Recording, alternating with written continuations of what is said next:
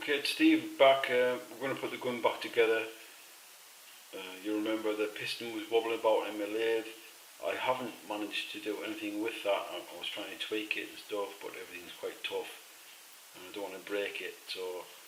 And I had to remind myself this is from a beginner's point of view, which I am, and if you haven't got a lathe and stuff, you probably wouldn't notice that wobble that I showed on the last video.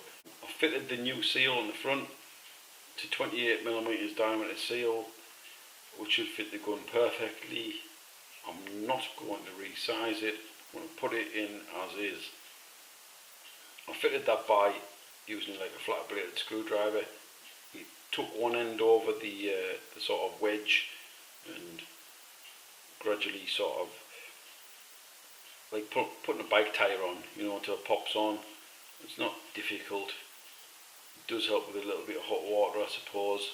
But yeah, I don't think I have any problems doing that. So that's fitted. I've had this in and out of the gun now 6 or 7 times, and it's all good. I've always shown this fitted on the videos. I should have explained that just comes out, no problem. It's like an external spring guide fitted to the Remington. Then I'm going to put it back in to this build. Okay, so that's your piston, polished up, ready to go. Tiny little bit, a little one, not a lot. Less is more, so they say. Nothing on the seal, everything behind the seal. Okay, you can see both springs down here. This is the diameter spring that I ordered. This is the original Remington spring, which is wonky and all over the shop. You can still see that it's bulging all over. Not only is it wound that way, it's going like that. Yeah. You see that? It's awful bloody thin. Okay. Let's measure the wire diameter.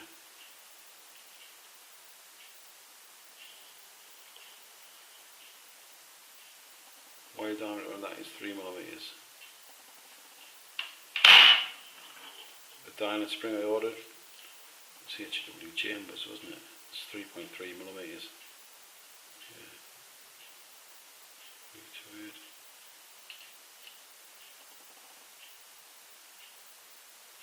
Yeah. We'll call it 3.3mm for that wire diameter.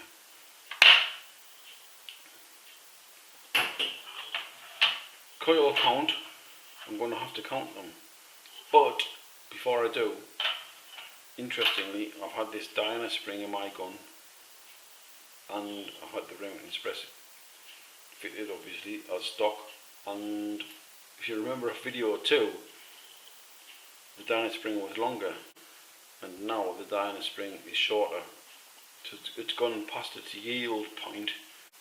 I have had it coil bound and I couldn't cock the gun, so that means each coil touched each other in the gun and it couldn't be compressed any further, and it's kind of remembered that. I'm not too worried still. It's a better quality spring and we're still going to fit them. This is getting interesting, man, isn't it? It's a bit of an adventure. Moving on to the tin bum tuning kit. I'm going to show a photograph of the instructions right now. Okay. So you can see in the instructions, I've actually watched some YouTube videos as well, and it's a 2-part rear guide that drops in there. You've got a nice flush flat back surface, and that goes on there. Everything's great, except it's not, because this trigger has like a recess. You see that there? So if I hold that thing there against that, yeah, that's not good. So I decided, after a chat with my brother, we've been talking about it, look at this, mine doesn't work. So we put it in back to front. It sort of squeezes in, and then that drops in there, and then that'll sort of be held with spring pressure, dead straight, okay. But it doesn't say that in the tin bum tuning kit instructions, and I emailed the bloke at support@airrifletuning.com. Get no support. It's kind of the same at the piston end. There's like I've been on a forum. It's called like a pseudo sort of topper that's built in, unremovable. The whole thing's bloody welded together. You can't get that out. I've tried to get it out. If anyone's got one out, let me know. So your top hat drops in, but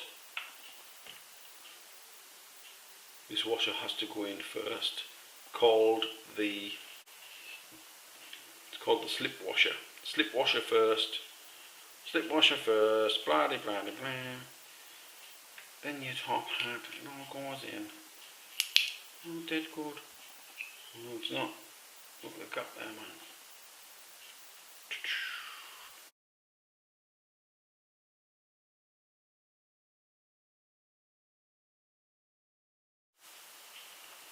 So after all of that waffling on, the part I am going to fit.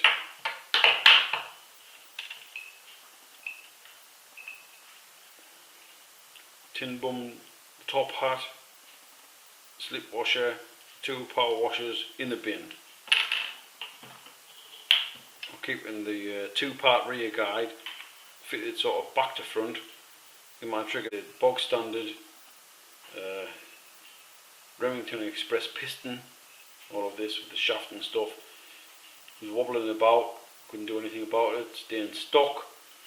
Got this little bit of steel, I'm dropping that back in like an outer guide with its crimped over end. Up that end, right. Got my Dyna spring that I've over compressed, who cares, put it in. TWD chambers, a little bit of twist sitting on its top hat up that end. Then my tin bum fitted backwards rear spring guide. That drops in there. That goes in there, and hopefully it's going to be good. That's the setup I'm using. Okay. I emailed tin bum about this, and I've had no reply. Maybe it was spam. I don't know. I can share a proper screenshot of the email that I sent, and I was a little bit annoyed there was no reply, even though I'm happy to take my money. Okay, so I'm going to put this back in the gun. Everything's going to be good, and it's going to shoot.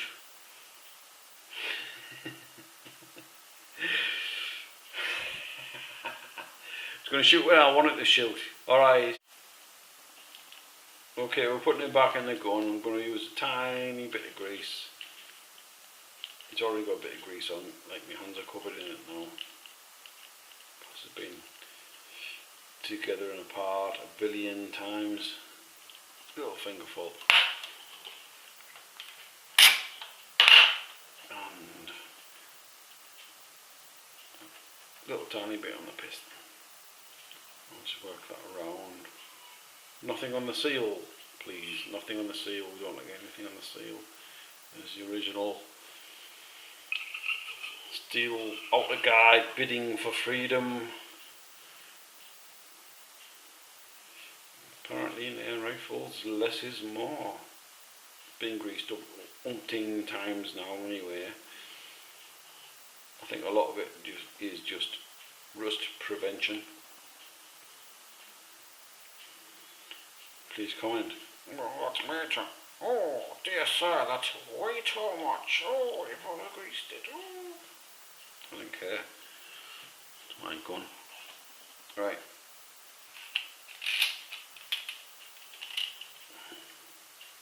So that's pretty much it. There's a very slight bit of grease on this spring, and a little bit on the end. Scrape that in there. Okay, right. I'm arsing about with bloody grease. Let's put it again. Let's put it together again. For the 5,932nd time.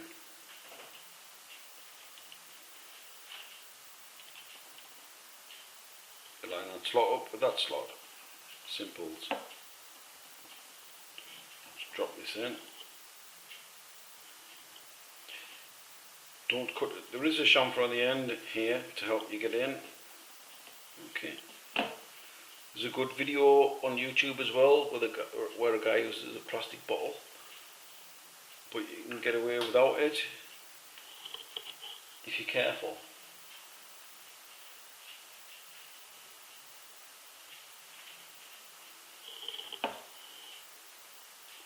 I kind of poke down where it needs to be poked down, using anything to hand, as long as it's clean. Poke down in there. You can sort of do it with your thumb as well. Thumbnail. There you go. We're in. We're in. Sorry if that went off short.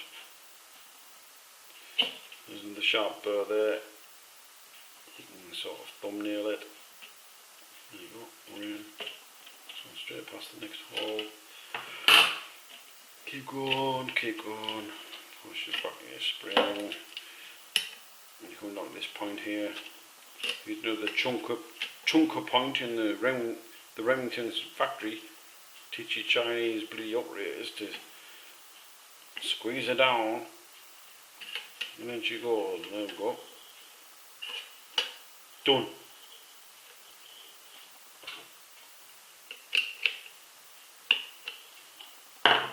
Pulled the slot over again. It went over a little bit, and then you get your trigger. Make sure that fits on there. So that it's dropping it at this recess now, because I've had to fit it back to front. Whether or not it's right, it's up to Tin Bum to let me know. When it gets his arse in gear, it tells me. So far he's said no. Right, so there we go. It's ready to drop in. Right, I'm ready to put these pins in. The shorter pin is it's going to be the one closest to the bench. Through the hole closest to the bench, and the longer pin is the one furthest away from the bench. Don't need a hammer. It's a simple squeeze down. With a bit of a grunt, and we'll go hui, hui, hui, hui, hui. There we go. There's one in. It's safe. So just fitted that one. No, this is the next one. It's going to be the longer one. Okay. Here we go. Drop that in. Bish bash bosh. Piff puff puff. Right. We'll fit the safety mechanism now. Should I keep the camera rolling? I might edit this out.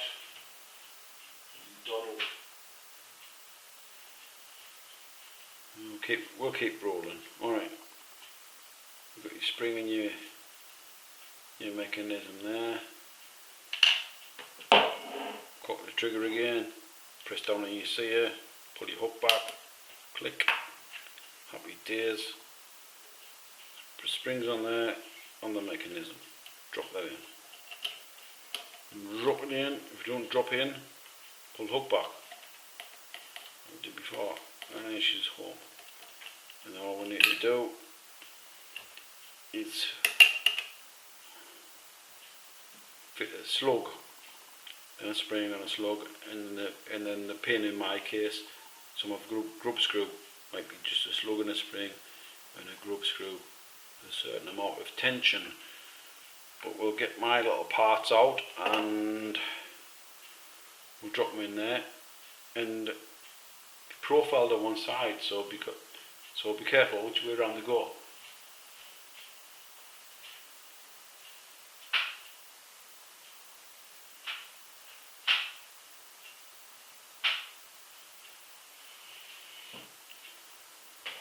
There's my little team of bits to drop in. A pin, spring and 2 slugs. Big slugs.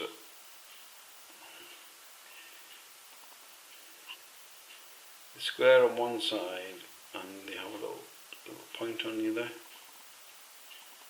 First one in, both the same size. First one in, pointy end down, okay? So drop that in.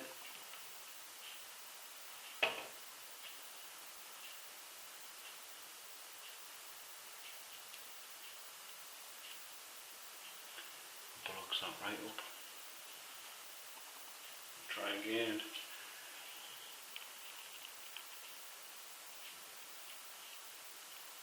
That's going in. Spring next.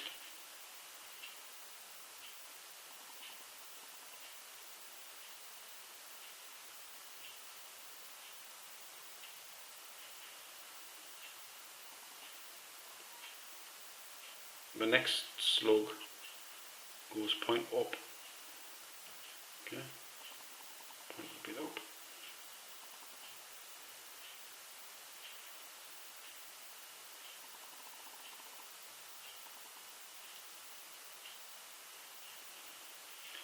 Okay, they're all in there. Put that down.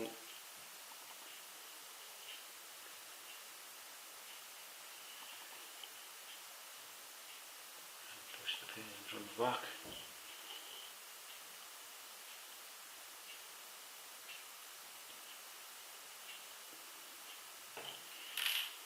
That's it. And then 4 screws. 4 things back together. Okay, final assembly, putting the action back into the stock. So we're going to tuck this back into here. And holding it, I'll grab the stock and put 4 screws in basically then, and that's it.